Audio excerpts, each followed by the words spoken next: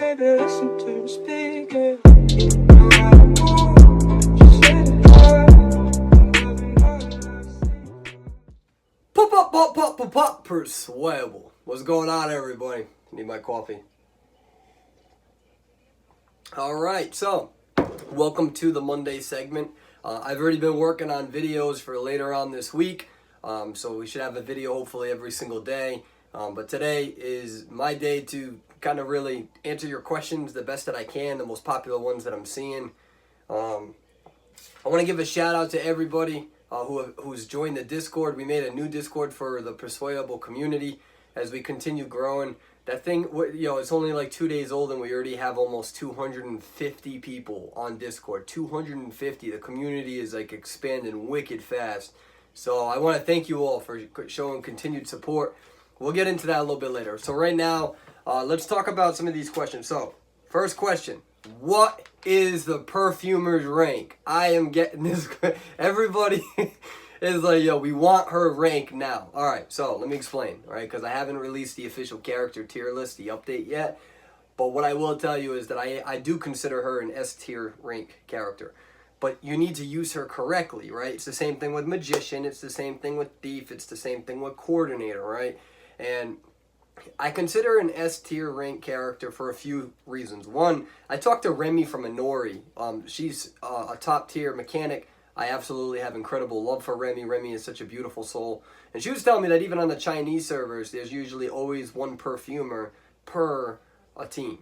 And I agree with that because Perfumer is really, really good. You just need to use her correctly. A lot of people are using her incorrectly and they don't really know what to do with her. So the way you use Perfumer really is to still tight cut like a normal character, but you use your perfume when you feel like the hunter is coming close to you or you feel like you're doing a loop and you don't have enough time. You hit your perfume and you can keep tight kiting, and if he does hit you, you can go back, and because you're in a tight kite area, you have enough room for you to get back on the other side of that tight kite area. What a lot of people are doing is They do fancy stuff with Perfumer and then they die. They try to, put the thing before a window, hop out the window. You can do that. You got to be careful though. You don't have a 15% Volton bonus. Another mistake that I see a lot of people do is that they just run out in the wide open. Because they're like, if I run out in the wide open, I can use my perfume and then I'll just go back.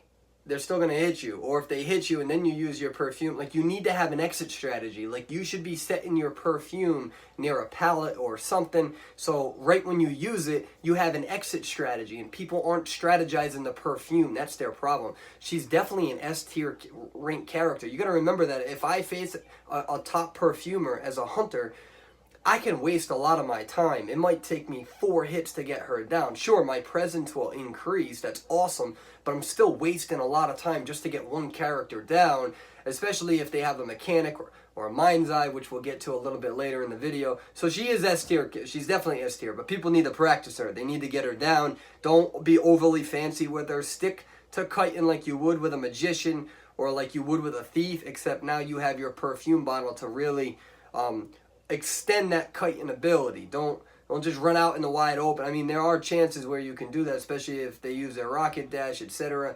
I will come out with a guide on that. I know I've been saying that for a while, but I do have videos of me playing Perfumer, explaining what I'm doing, how I'm doing it. So you guys got to check that video out. That's going to go into that question in more detail. All right, question 2. Question 2 is the one that's kind of getting me in trouble a little bit. So the whole emulator thing. All right, so let me kind of explain this again. I don't like emulators, right? Now I know that there's a lot of top players that use them. That doesn't mean that I don't like those players, right? Like, let me make that clear. That 2 people can like each other and not like some of their preferred methods, if you will. So I don't like emulators. I don't like emulators because it gives a hunter a significant advantage. I have gameplay of this of hunters who are in an infinite dash with their clown, and they're coming after me, and I throw the pallet down, or I don't throw the pallet down, whatever, and they can just go back and forth like this as I'm waiting. They can go back and forth in an infinite charge. Like, you cannot do that on a mobile device. You can't do that on a mobile device.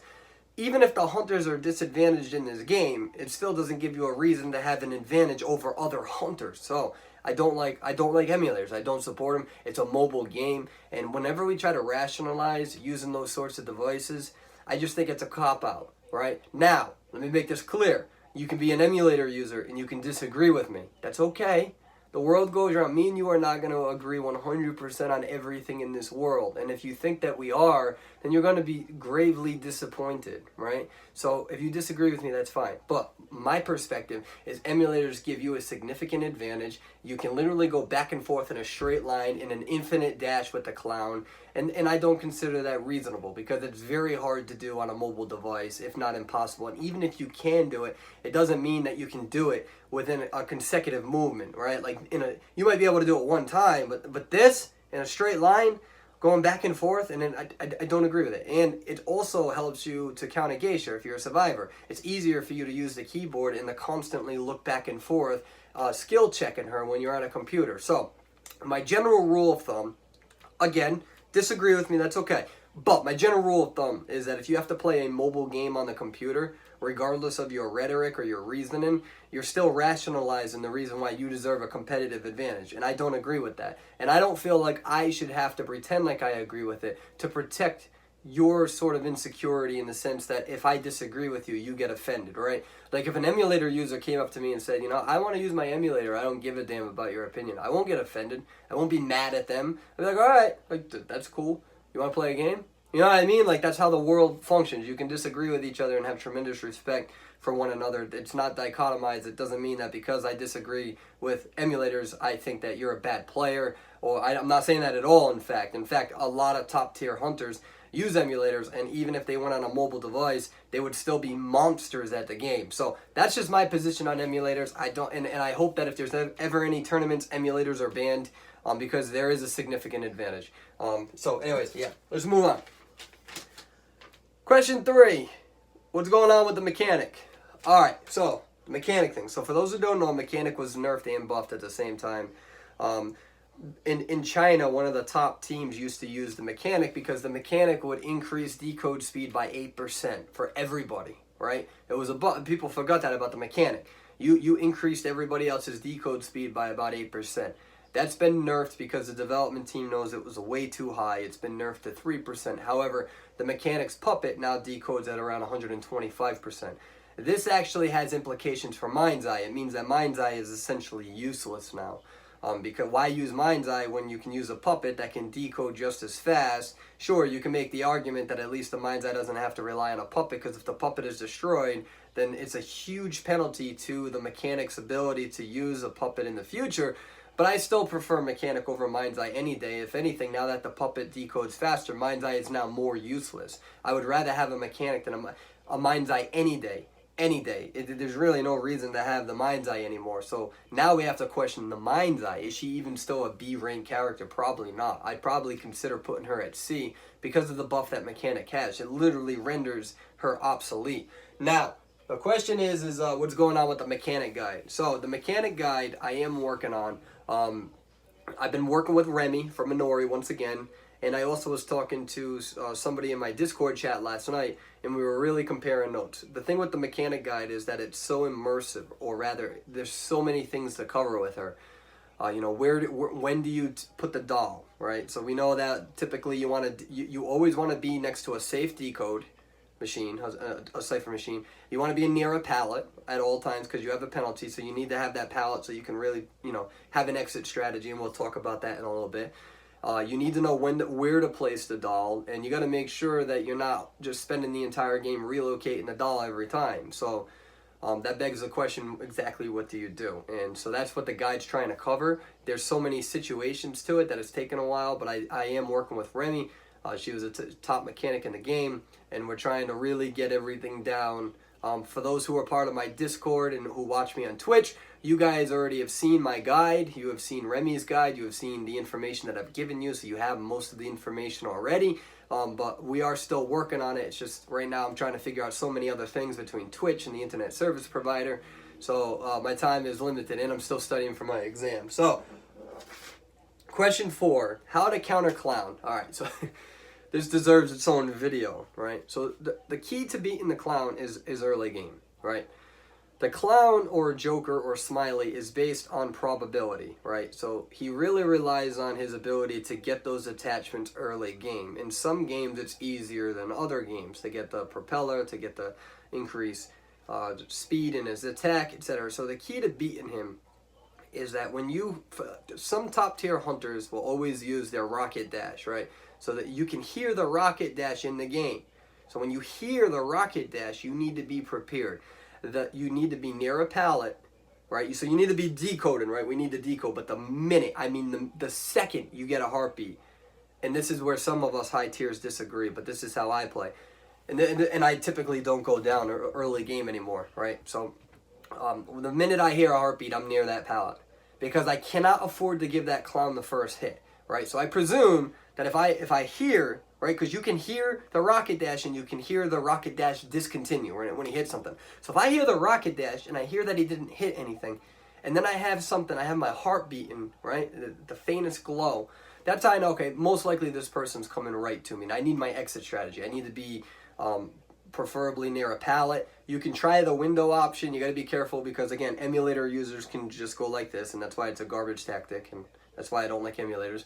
But typically you can throw that pallet down if they come too close, and you can separate. The biggest thing is not getting hit first. So you need to know where the safe machines are and the unsafe machines are, and you need to have an exit strategy ready.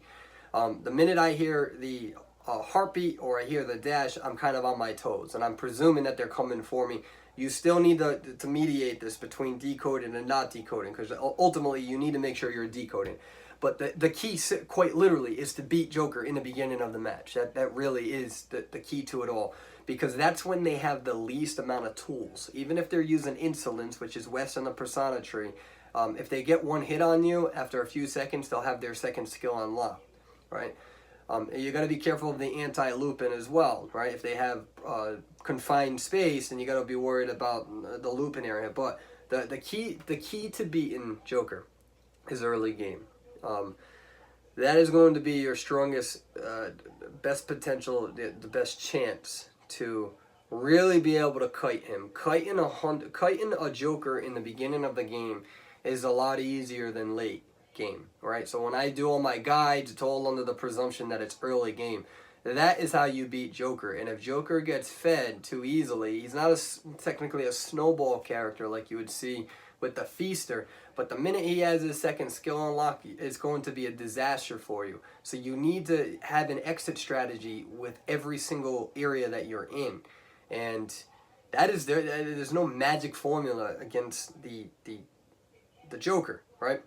A lot of Jokers have blink, so you can't afford to get hit by that rocket dash. That's really the only way that I can phrase it. Just gotta keep watching my videos and see how I deal with them. But early game is your greatest weapon against a Joker for sure. So, all right. So how to tell when detention runs out? And this is actually a very good question, and so it's, a lot of people don't know this. So, and they should. Actually, a lot of people do know it now. But yeah, so detention is on the persona tree where the hunter can one-shot kill you. Now, if you follow my persona guide, you follow the persona that most veterans use, unless you're coordinator, of course. Coordinator typically goes west and south. We're talking about the persona tree here. But a lot of people go west to east. And if you invest in the east, right, you invest in the ability to increase your movement speed by 8% for 120 seconds after the exit gates are opened. You have the ability to be resurrected if you're incapacitated with full health, that sort of thing, right? So with that being said, your movement speed, you have a buff, right? So when you have that movement speed, you have a buff that lasts for 120 seconds. So when your buff ends, their buff ends, and that's how you can tell. So sometimes, in some circumstances, depending on how the match is going, and you guys have seen this on live feed, sometimes I'm kiting for a very long time at the end of the game, right? And I can actually sometimes kite for the full 120 seconds, right? Depending on what's going on, especially if you're running back and forth because, you know, you and the hunter are synchronized. And so if you can last until the 120 seconds ends, then you don't got to worry about being one-shotted. You can just kind of run towards the gate, get hit, and exit the gate without really worrying because you'll get that little bit of a boost after being injured. So that's how you'll do it. And it's only really if you invest on the east wing of the persona tree or the right wing. And that boost, which will be in your upper corner over here, it'll last for 120 seconds. And remember, detention lasts 120 seconds. So when you see that run out, that's how you know that their detention is run out. It's a cool little trick. And I have used it. And it's been the difference between winning and losing. So you should know that trick. And now you do. The more you know. All right. Oh, all right. So here's a question that I got asked. So I'm a coordinator, and one of my teammates goes down in 30 seconds. Should I even bother saving? Yes, you should bother saving. Sometimes we have bad games. Sometimes hunters can get very creative. Sometimes the hunter spawns incredibly close to us, and we thought that that was resolved. And in rare circumstances on Secret Hospital, you'll have a geisha that literally spawns right next to you near that small hut. It does still happen. So, do you save somebody? Yes, that's your job as the coordinator. If the hunter downs somebody in 30 seconds, there's a very good chance that you guys are going to lose the match. There's a very good chance that you guys, at best, will tie the match. But if you just let somebody die, that's not good. That's not good because you're not decoding fast as a coordinator. And it's also not good because if one person died and now you're at 4 ciphers or 3 ciphers, it's so easy, and I'm talking about dead, it's so easy to kill another person and then really lose the match. So that's where it comes down to your rescue abilities. And you can really buy your team a lot of time. And now, remember that sometimes people have bad games early game. All veterans do, high-tier players do. I have bad games. In a 2-hour rank session, there's a good chance that there might be a game where I go down in the first 60 seconds. It happens. We're facing some of the best hunters. You're not always going to be perfect every single match. And it's quite burdensome to have that responsibility on your shoulders. But, yes, you need to save. And you just need to hope that they can get away. Because I know that if I'm on the rocket chair, I'm a pretty good kiter. So if you can rescue me and buy me a little bit of time, I can kite again. And that can be the difference between, me absorbing another 2 minutes of their time because you gave me the chance to get away. I know that in lower tiers, that's not really going to happen. I know what the real question is if you're playing with teammates that aren't good, is it worth rescuing? It still is. It's your job as the coordinator. And if you don't want to do that, then don't be coordinator. Be mechanic or something where it's not your obligation to go and save right away. But if you just let somebody die, it's kind of toxic on your part, and you still didn't do your job. And you're presuming their skill level. Like I said, we all have bad games. I don't know a single top-tier player who we can't reference that didn't die right away. You guys don't think that Inori DS and Joker and Eon and Cash in Twitch and you don't think that they've utterly kicked my ass? They have. There's each and every one of them, I'm sure at one point has been able to get me down in 30 seconds, especially when I was learning the game, or trying new strategies or trying new characters or learning new maps. It happens. Just don't be toxic. So yes, go do your job and go rescue and hope that they can, be supportive of them. That's important. All right. Question about, so we got a question about the Twitch and the Discord, how that's all going. My camera. I am actually resting this on whatever. So, question about Twitch and Discord. Yes, we became an affiliate already. Right now, my internet service is down. Unfortunately, it's not doing too good, so I have a technician coming out today, so I haven't had too many streams up. We've already become an affiliate, so you can sub there. If you subscribe, there's different packages, and then we have Discord, and we have a subscriber-only Discord. Not only Discord, a talking area for subs only. Everybody can join it, but only subs will be able to talk in there. And then I think we also have a general one for everybody. And that's important because that's important for obvious reasons. We have a graphics team working on emotes and stuff. So so Discord, we have about 250 members. Twitch, we already have like 730 or 40 or 50 follows, and we already have a few subs in there, so that's great. That helps the channel out. Really super excited, so you guys can join me on Discord. And that stuff is important because when we come out with things in the future, the subs, those are the people who are going to be kind of included in some of that preparation. And you'll also have access to the moderators on a verbal level and stuff like that. So I'm excited. So everything's going good. We're running around with our heads cut off right now. We're trying to get everything done. We're trying to get the graphics done. The Discord has expanded so much they might need to increase the moderation team.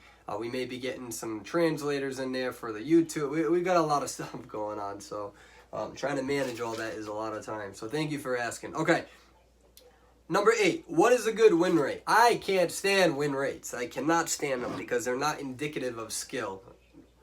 unnecessarily. So hear me out. When I was a solo player, this is before I met Your Mama and Legacy, my win rate was like 27%. It was garbage because I was still learning how to play. I was still a top player at that time, but I was playing with complete strangers. When I was able to play with my 4-man team, this was before Legendary Rank where you can only join with 2 people, our win rate was 75%. All right. My win rate goes up and down depending on who I'm playing with. Sometimes I play rank mode with tier 4s when I was a tier 5, or tier 5s when I was a tier 6, and I'm teaching people how to play. So my win rate right now isn't that good. I think it's like 51 or 52%, right? It's not that, that's technically not considered, good. Typically you want it between, if you want to be an elitist, right? You're looking at 60 to 75%. That's usually the window where people will brag about their win rate. And mine's been up over 70% 3 different times, but I don't obsess about win rate because it's too burdensome. I experiment so much even during rank mode with different characters, different strategies, and sometimes facing these top hunters, it's really my ability to test out a new strategy. Sometimes it works, sometimes it doesn't.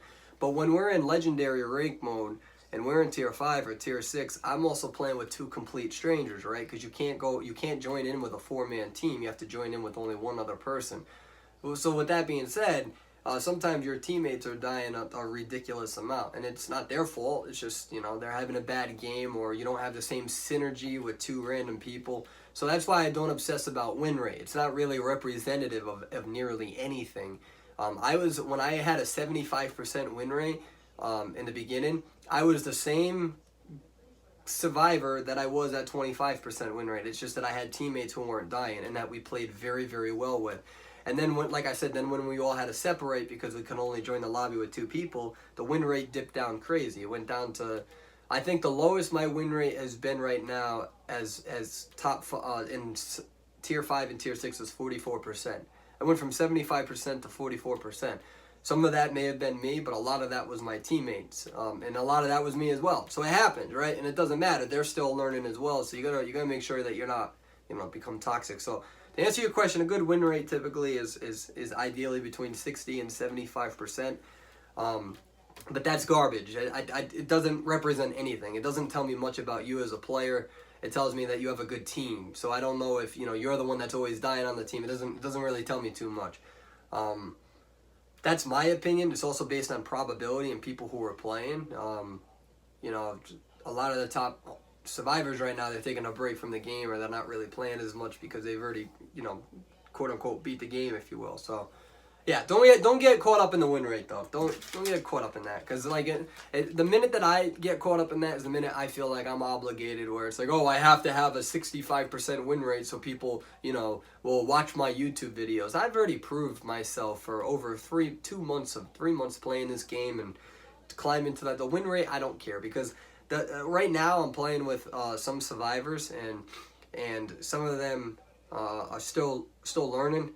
And I don't want to be like, oh, I'm not going to play with you because I'm worried about my win rate. That's garbage. Like, nah, let's play. We're going to win some, we're going to lose some, whatever. I don't care. All right. Question 9. Mercenary. We've got 10 questions. Mercenary. Mercenary is still garbage. Sorry. Don't want to upset you. Mercenary is still garbage. His static debuff is awful. It's awful. I understand that he's got a nice buff. He's better than what he was before. That doesn't mean that he's still viable. In fact, tomorrow I'll probably show some ranked gameplay of me going against a mercenary, and they never win. Their teams never win. They just don't. You're not decoding fast enough.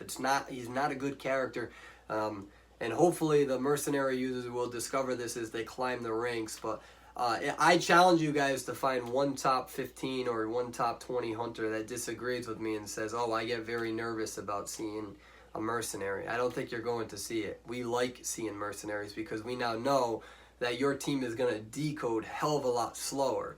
So you need to decode as fast as possible. That's the strategy in this game. Like if I'm a geisha or a joker, I can down somebody in the first 45 seconds to the minute of game, and depending on how good the team is, they can be down to 2 ciphers with the first rescue of the coordinator. I mean, that puts me at a huge, significant disadvantage as a hunter. And the devs have acknowledged this. This is why we're going to have a weather system that probably impacts the decode speeds. So yeah, Mercenary, not good. Forward, not good. They're still rank D, and I don't want them on my team. Unless we're having fun in quick match, right? Question 10. What was the hardest thing to learn? The hardest thing for me to learn in this game, tight kiting. Tight kiting, it was extremely hard. And tight kiting is still hard against some of these top hunters, and especially when they use emulators. So tight kiting is really that ability. Some people call it pallet looping. I think pallet looping is a form of tight kiting because you can tight kite using just windows if you use them correctly. You see that on Red Church with that one little, yeah. You see that on Arms Factory as well, so that's why I don't call it pallet looping. It's not a correct term. Unless you're using pallets, right? So I just call it as tight kiting because there's many forms of tight kiting. And tight kiting was the hardest thing for me to learn in the game. Pallet looping was the hardest thing for me to learn. And it still is, because you really just need to judge when do I need to throw this pallet down versus when not. And it takes incredible discipline. You have to do over 100. Listen, a lot of people, they look at me and they're like, oh, you know, I don't want to play with you because my rank is bad. Who care? I don't care about your rank, and I don't care how good you are. You know, I had like 2,300 games. Think about that. If you have like 600 games, I was garbage at tight kite and still at 600 games. Like, relax, you'll get there. Like, I can guarantee you, if you put the time in and you play as many games as I had, you'll get here as well, and you'll be just as good. It's practice. It takes time. It's frustrating, and you got to die a lot, and you got to screw up a lot. And you're gonna die literally at every single part of the map. Every single pallet, like little loop area, you will die, and you will learn how to get better at that specific. That's the process. And then as you get better, when new maps are released, it's gonna be easier for you to pick up on, okay, this is a good pallet area. So the hardest part is the foundation, and then really building from there. And then once you build from there, go in the quick match and just wait for the hunter. Don't throw the pallets down because then you can't use them. Don't throw the pallets down too early, and really learn how to tight kite. And that tight kiting strategy is going to be different depending on whether you're facing a clown, whether you're facing geisha, right? Because if you're tight kiting on Arms Factory, some of those barrels, there's sweet spots where the geisha can use her charge attack right away. And that's very different from the clown. The clown has to continuously run all around, right? Depending on which area. So, relax. You'll get it down. Those are my 10 questions, guys. Hopefully I see you guys on the Discord. I try to be there every night, answer people, talk to people. Hopefully I can get you guys a sub on the Twitch. Oh no, I'm starting to sound like these typical, okay, whatever. Anyways, thank you for supporting the channel, guys. We're growing great. We're doing a great job. We're making so many friends. Thank you for being a positive influence in this world. Let's change the world. I'll see you guys later. Have a good one.